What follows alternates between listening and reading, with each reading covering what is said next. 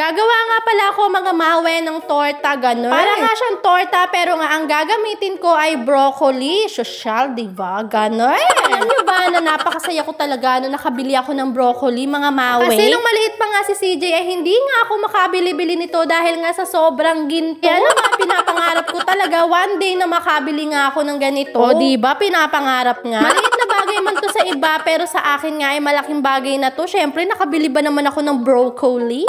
So, eto na nga mga mawe, nagbati na nga ako dyan ng isang itlog at naghiwa na nga rin pala ako dyan ng sibuyas. Kailangan nga pinong-pino itong sibuyas para nga hindi naman malasahan masyado ni CJ. Kaya naman gumamit nga ako nitong maliit kong blender. Kaya ko nga dyan, eto, hinugasan ko na nga rin yan ng mabuti at talaga namang bonggang-bonggang hugas mga amiga, no?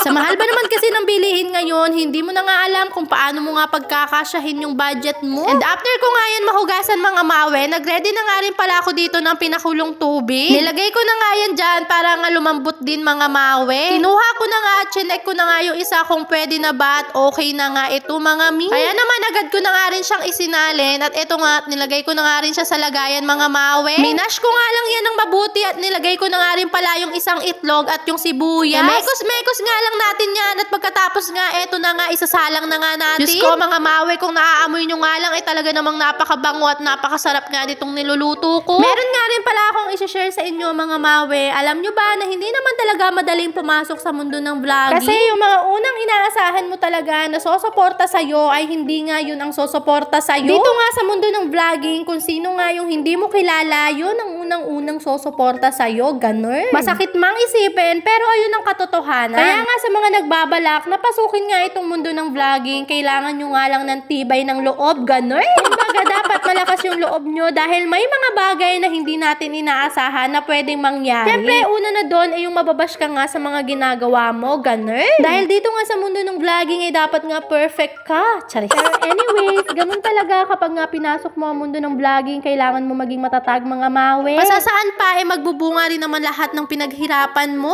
gano'n. And going back nga dito sa video, kinabukasan naman nga ito mga mi, hindi nga maipinta itong pagbumukha ni CJ, talaga namang tawa ng tawa. Ano ba naman kasi, talaga namang ginagawa niya ng cellphone itong calculator at tinatawagan niya nga yung daddy niya. Tawang-tawa naman nga ako dahil nga ang sinasabi niya nga ay hello,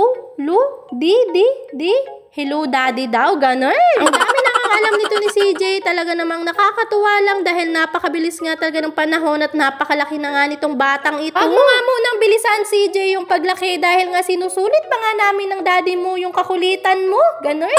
Nagpasuyo nga pala ako sa tatay ko na bumili ng itlog at nagulat nga ako dahil nga sinama niya nga pala itong si CJ. Tawang-tawa naman ako dahil nga mas mabilis pa nga maglakad si CJ kaysa nga sa tatay ko. Diyos me. Tuwa na naman nga ng anak ko dahil nga nakalabas na naman nga siya. Talaga naman kapag nakakalabas nga itong si CJ ay hindi nga talaga magkanda ugaga. At tingnan nyo naman, binabaliwala nga niya yung paglaglag ng kanyang brief. Diyos ko miyo. Dami ko nga tawa dyan, kaya naman nung nakita ng lolo niya, inayos nga rin agad. Ang cute talagang tingnan ng maglolo, talaga namang mahal na mahal nga ito ng tatay ko si CJ. Oh siya mga mi, hanggang dito na lang. Maraming salamat sa pagtanaw. Ay, Bisaya di ay ko.